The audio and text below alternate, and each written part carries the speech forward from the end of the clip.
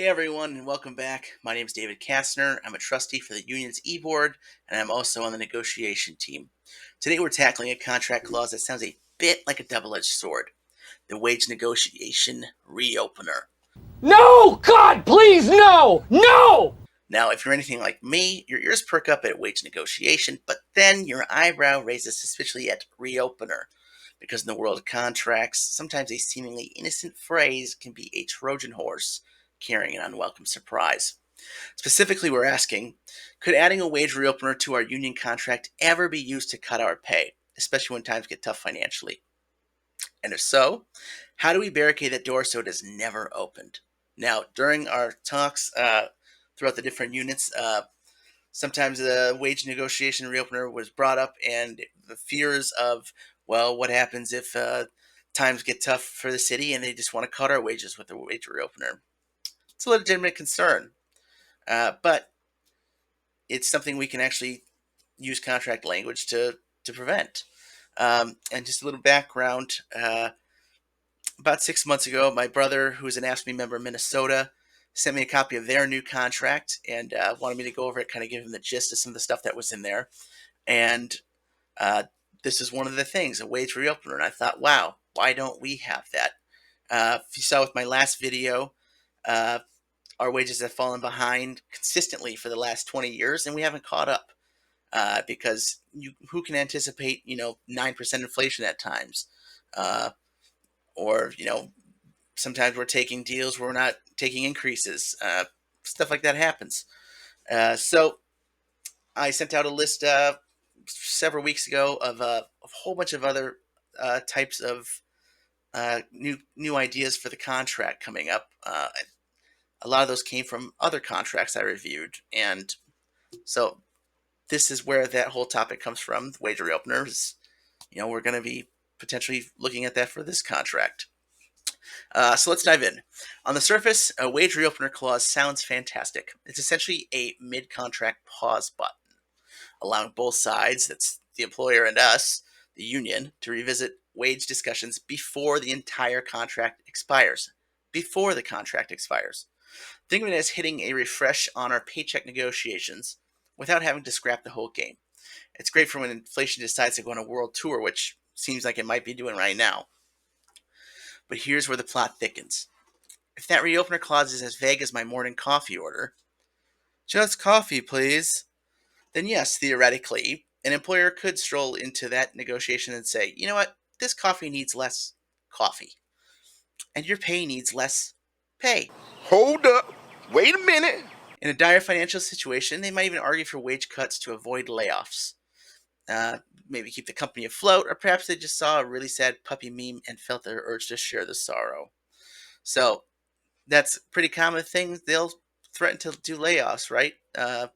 Against something that might benefit us. But here's the critical stress reducing, take a deep breath news. While the proposal of a pay cut might happen, What? What the? it being successfully implemented against the will of the union is about as likely as me successfully parallel parking on the first try, which is to say, not very. Why? Because of the magic of collective bargaining and labor law.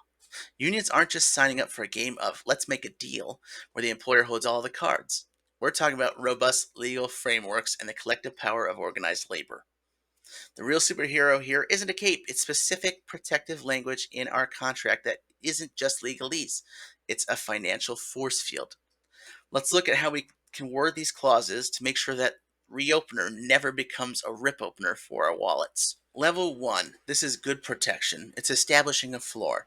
This is our basic safety net. It says, we can talk, but we're not going backwards.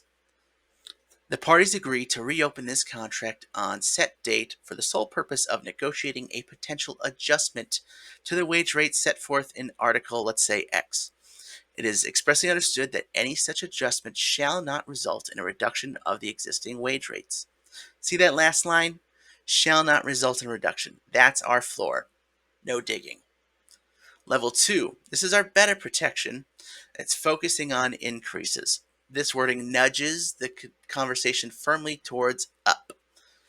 On or after set date, either party may initiate negotiations for the purpose of discussing a potential increase in wages. The parties shall meet within, example, 30 days of such a request to bargain in good faith over the amount of any such wage increase. Notice potential increase. It's like saying, we're looking for bigger, not smaller, please and thank you. Level 3, this is our best protection. It's explicitly prohibiting reductions.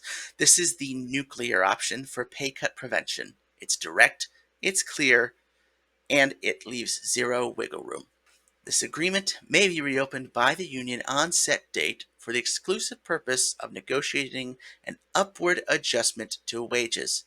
Under no circumstances shall these negotiations result in a decrease to any employee's rate of pay. Under no circumstances. Damn! That is the mic drop of contract language. If we can get this in, we're going to give ourselves a big pat on the back. So to wrap this up, could a wage reopener theoretically be used by an employer to propose a pay cut? Yes, if the language is sloppy. But can it actually be used to implement a pay cut against a union's will? Highly, highly unlikely, especially if we have those protective clauses in place. It's all about being proactive, precise, and making sure our contract isn't just a document, but a fortress for our rights.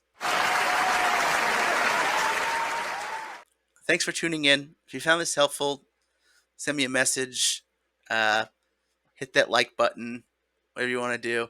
Until next time, stay informed, stay strong, keep those wages climbing. You can do it!